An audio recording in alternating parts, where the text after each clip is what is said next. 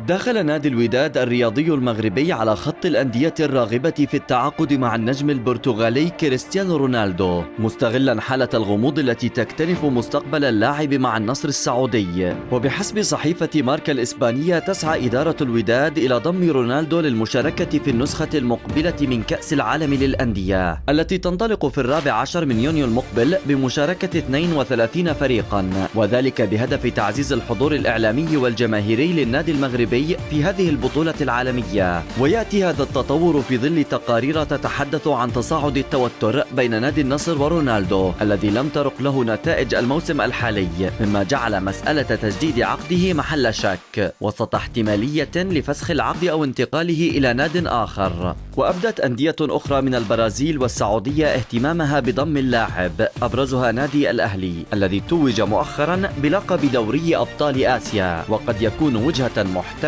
لرونالدو في حال مغادرته للنصر.